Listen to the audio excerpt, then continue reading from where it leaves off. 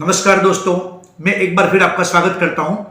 आज का मेरा जो नया वीडियो है कंपनी मेरी नज़र में, और मैं आज जिस कंपनी के बारे में आपसे बात करना चाह रहा हूं वो कंपनी आज भारतीय बाजार में सबसे ज़्यादा चर्चा का विषय है। मैं बात कर रहा हूं बिसलेरी की, क्योंकि बिसलेरी जिसे आप जानते हैं एक पानी की बोतल, यानी आज हम अगर मार्केट में जाएं और जाकर के सिर्फ बोलते हैं किसी दुकान पर कि पानी की बोतल दो, ऐसा नहीं बोलना पड़ता, बल्कि हमें कहना पड़ता है बिसलेरी दीजिए।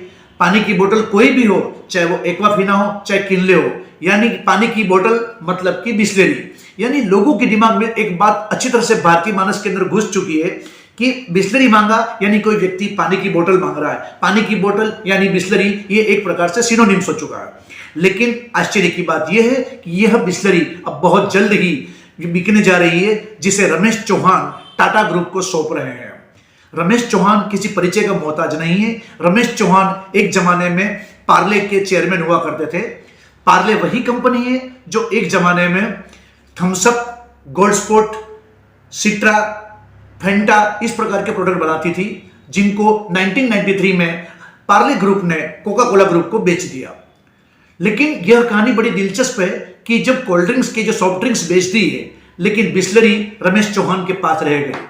रमेश चौहान के पास भी बिसलेरी क्यों रह गई, इसका किस्सा भी बड़ा इंटरेस्टिंग है कि उनके फादर द्वारा बनाई हुई कंपनी पार्ले ग्रुप था, जो स्प्लिट हो गया सभी भाइयों के बीच में। रमेश चौहान जी के हिस्से में आया बिसलेरी। अब बिसलेरी उस समय पानी के बोतल के रूप में नहीं आया था। बिसलेरी उनके हिस्से में इसलिए आया क्योंकि रमेश चौहान अमेरिका से पढ़ाई करके भारत लौटे। जब वे भारत लौटे तो देखा कि 5 स्टार होटल के अंदर ही ओनली वाइन का चलन था, शराब का चलन था। बाकी बाहर मार्केट के अंदर देसी शराब बिकती थी, न कि इंग्लिश शराब। जब वाइन या किसी अन्य शराब की बात करें या ड्रिंक्स की बात करें तो सोडा बहुत जरूरी हुआ करता था। और जब सोडा जरूरी था तो सोडा की कोई ऐसी ब्रांड, ऑर्गेनाइज ब्रांड उपलब्ध नहीं थी मार्केट में। बिसलेरी इटली की कंपनी थी जो कि ऑर्गेनाइज सोडा बेचती थी ब्रांड के साथ में। रमेश चौहान ने देखा कि 5 स्टार के लिए मार्केट बहुत अच्छा है जहां पर कि हम सोडा बेच सकते हैं। 1969 में रमेश चौहान ने बिसलेरी को खरीदा इटली से सिर्फ 4 लाख रुपए के अंदर। ठीक सुना आपने, 1969 में सिर्फ 4 लाख रुपए के अंदर बिसलेरी को खरीद लिया, वो भी सोडा के लिए। उन्होंने कभी सपने में भी नहीं सोचा था कि बोतल बंद पानी भारत में कभी बेचेंगे और 50% मार्केट पर शेयर कर लेंगे या कब्जा कर लेंगे। 1969 में जब बिसलेरी को रमेश चौहान ने खरीदा तब वो सोडा के लिए खरीदा गया था। धीरे धीरे करके मार्केट में ट्रेंड आता गया, बोतल बंद पानी का चलन चलता गया, और आज हम देखते हैं कि बिसलेरी एक बहुत बड़ा यानी करीब करीब 50% भारतीय मार्केट के अंदर बोतल बंद पानी का कब्जा किया हुआ है।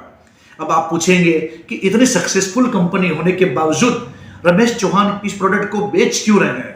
इसका सीधा सा कारण बताता हूं मैं आपको क्यों बेच रहे हैं। कि एक व्यापारी होता है, उसके मन में एक प्रकार का पैशन होता है या एक प्रकार का जुनून होता है कि वो अपने बिजनेस को, जो उसका टर्नओवर है उसका डबल कर दे, दुगुना कर दे, खुशी मिल जाती है।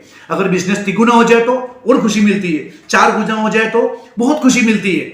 आप जानते हैं कि रमेश चौहान इस प्रोडक्ट को कितने रुपए में बेच रहे हैं। 1969 में उन्होंने बिसलेरी को सिर्फ 4 लाख रुपए में खरीदा था, और अब वो टाटा को करीब करीब 7,000 करोड़ रुपए के अंदर इस कंपनी को बेच रहे हैं। तो इतना सारा जब मुनाफा मिल रहा हो, और सबसे बड़ी बात यह कि रमेश चौहान जी की आज उम्र करीब करीब 81 साल की हो गई है, 81 ईयर्स ओल्ड। और दूसरा, उनका कोई सक्सेसर नहीं है। वो कहते हैं कि मेरा कोई ऐसा उत्तराधिकारी नहीं है। उनकी एक पुत्री है जयंती जी। जयंती जी का इंटरेस्ट इस प्रोडक्ट लाइन में नहीं है, उनका जो इंटरेस्ट है वो फैशन सेगमेंट के अंदर है। तो रमेश चौहान सोचते हैं कि जब हमारे घर पे कोई संभालने वाला नहीं है, जब कोई सक्सेसर नहीं है, तो क्यों ना स्मार्ट मूव लिया जाए।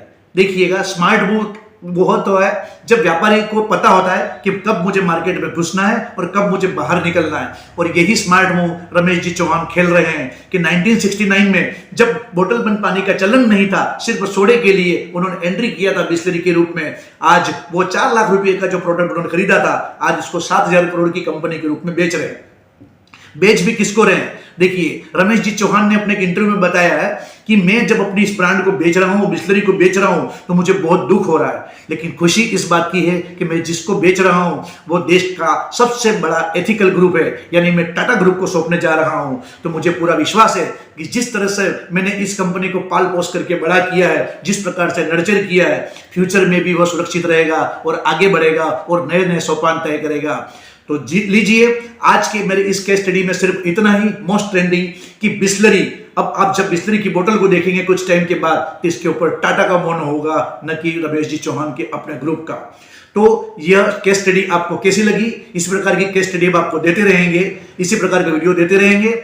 लेकिन आपने अभी तक मेरे इस चैनल को सब्सक्राइब नहीं किया है तो प्लीज सब्सक्राइब कीजिए। हम रेगुलर सीरीज चला रहे हैं कंपनी मेरी नजर में, जिसमें हम अलग अलग कंपनी के बारे में आपको जानकारी देते रहेंगे।